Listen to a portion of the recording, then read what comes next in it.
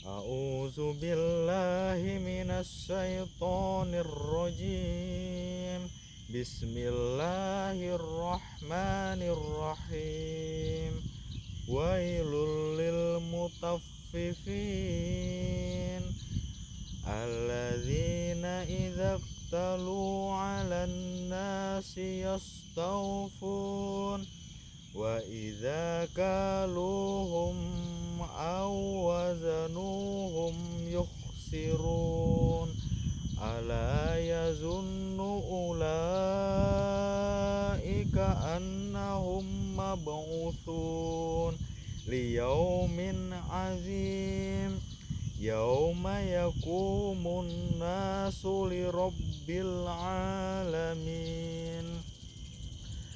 Kalla inna kitabal fujjari lafi sijjin wa ma adraka ma sijjin kitabum marqum wailu yawma idzil lil mukazzibin alladzina yukazzibuna biyaumiddin wa ma yukazzibu bihi illa kullu mu'tadil athim idza tutla alaihi ayatuna qala asatirul awwalin.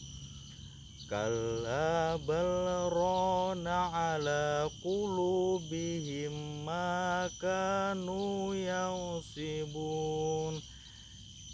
Kalla innahum ar rabbihim yawma idzil lamuhjurun Tumma innahum lasalul jahim Summa yuqalu hadzal ladzi kuntum bihi tukadzibun. Kalla inna kitabal abrari lafi illiyin wa ma adraka ma illiyun kitabum marqum yashaduhul muqarrabun innal abrara lafi na'im alal araiki yanzurun ta'rifu fi wujuhihim nadron na'im yasqawna min rabbihim makhtum hitamuhu misk wa fi dzalika falyatanafasil mutanafisun wa mizanu juhu min tasni aina tasrabu bihal muqarrabun innal ladzina ajramu kanu minal ladzina amanu yadhaqum wa idza marru bihim yataghamazun wa idza qalabu illa ahlihim qalabu fakihim wa idza ra'awhum qalu inna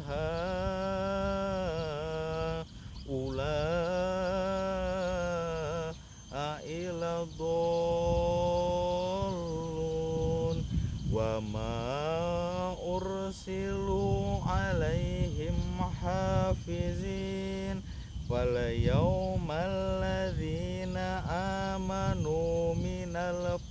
kuffari yadhakun alal araiki yanzurun hal suwibal kuffaru ma kanu yaf'alun. Shadaqallahul azim. Surah Al-Mutaffifin merupakan surah yang ke-86 yang diterima Rasulullah, dan surah yang ke-83 berdasarkan urutan mazhab Al-Quran, terdiri dari 36 ayat, dan surah ini termasuk surah Makkiyah. Diriwayatkan oleh An-Nasa'i dan Ibnu Majah bahwa ketika Rasulullah SAW sedang berada di pasar, Rasulullah melihat para pedagang di pasar sering melakukan penipuan dan kecurangan. Surah ini berisi tentang ancaman Allah Subhanahu wa Ta'ala terhadap orang-orang yang mengurangi hak orang lain dalam ukuran, timbangan, maupun takaran. Oleh karena itu, di sini saya akan menjelaskan apa saja kandungan yang terdapat dalam surah Al-Mutaffifin. Pada ayat 1-6 menjelaskan tentang ancaman bagi orang-orang yang curang dalam timbangan dengan kalimat wail. Artinya indikasi bahwa mereka akan mendapat azab yang pedih. Mereka adalah orang-orang yang jika menerima takaran, mereka meminta ditambah, dan jika mereka menimbang atau menakar, mereka menguranginya. Orang-orang yang curang dalam jual beli, mereka tidak percaya dengan adanya hari-hari kebangkitan mereka, hari-hari besar, hari-hari pertanggungjawaban atas apa yang mereka perbuat.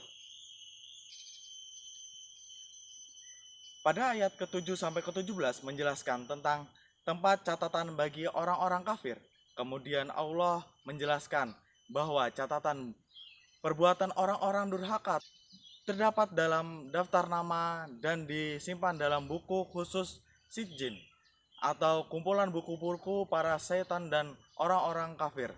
Mereka itulah yang mendustakan para rasul dan risalahnya. Selanjutnya pada ayat ke-18 sampai 24 menjelaskan tentang tempat catatan bagi orang-orang yang beriman. Allah menceritakan bahwa buku perbuatan orang-orang beriman berada di tempat paling tinggi, dikumpulkan di tempat khusus bernama Illiyin. Setiap catatan disaksikan oleh para malaikat yang sangat dekat kepada Allah. Pada ayat ke-29 sampai 32 menjelaskan tentang ejekan Allah terhadap orang-orang kafir. Allah menceritakan ejekan orang-orang kafir. Yang pertama, mereka suka menertawakan orang-orang percaya. Yang kedua, bila orang-orang percaya, mereka mengendap-endapkan matanya dengan nada tanpa melihat berkata, lihatlah mereka mencapaikan diri dan menikmati duniawi hanya sekedar mencari pahala.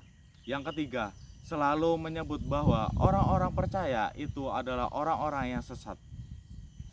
Dan yang terakhir pada ayat ke-33 sampai 36 menjelaskan tentang hiburan Allah bagi orang-orang yang beriman. Di akhir surat ini Allah menggambarkan hiburan bagi orang-orang yang percaya kelak dia masuk surga. Pertama, bahwa perbuatan mereka ternyata tidak dibiarkan begitu saja, dicatat secara ketat oleh malaikat yang mengawasinya, dan semuanya akan mendapatkan balasan yang setimpal. Yang kedua, Allah kepada penghuni surga, perhatikan, sekarang kalian berada di dipan-dipan yang indah sambil menertawakan mereka menderita di dalam neraka. Dulu mereka telah menertawakan kalian selama di dunia. Yang ketiga, Allah bertanya kepada penghuni surga, sudahkah kamu saksikan bahwa orang-orang yang kafir benar-benar menerima akibat perbuatan yang keji dan kejam selama di dunia? Suatu pernyataan yang mengutamakan derajat mereka dan memuliakan penghuni surga. Itulah ganjaran yang pantas diterima oleh orang-orang kafir dan orang-orang penghuni melampaui batas dalam perbuatan dosa. Surah ini sangat berhubungan dengan kegiatan ekonomi masa kini. Untuk lebih mudahnya, saya akan membuat contoh sebagai bentuk korelasi surah ini dengan kegiatan ekonomi masa kini. Misalnya seperti penerapan sistem timbangan dalam jual beli ayam potong. Para pedagang ayam potong di pasar belum sepenuhnya berdagang sesuai dengan prinsip ekonomi Islam. Karena masih ada pedagang yang berlaku curang dalam penimbangan, namun demikian tidak semua pedagang berlaku curang. Masih ada pedagang yang berlaku jujur sesuai dengan syariat Islam. Sebagian penjual masih sering melakukan jual beli ayam tidak sesuai dengan timbangannya.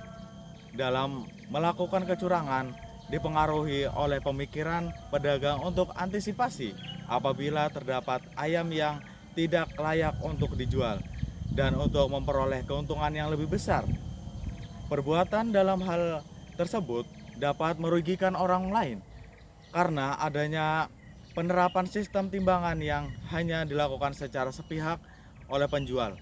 Hukum Islam melarang setiap transaksi jual beli yang mengandung unsur penipuan.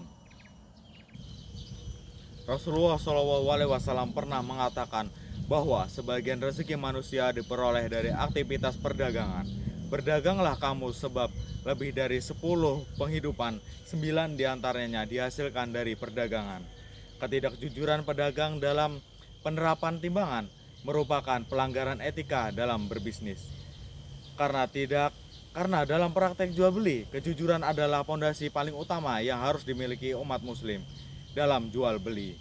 Ketidaksesuaian timbangan sering kali terjadi karena adanya unsur kesengajaan dari pedagang yang takut akan ganti rugi dan ingin mendapatkan keuntungan dari penimbangan yang tidak sesuai dengan harga yang dibayar oleh pembeli. Dampak yang diperoleh dari ketidaksesuaian timbangan dengan harga yang dijual.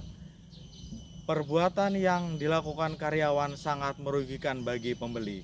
Meskipun pada kenyataannya pedagang akan mendapatkan keuntungan, akan tetapi hal tersebut dilarang oleh Allah Subhanahu wa taala. Kita diwajibkan menimbang dengan jujur, adil, dan teliti agar dalam jual beli kita mendapatkan keberkahan dari Allah Subhanahu wa taala, mendapat pahala dan dapat membantu sesama manusia.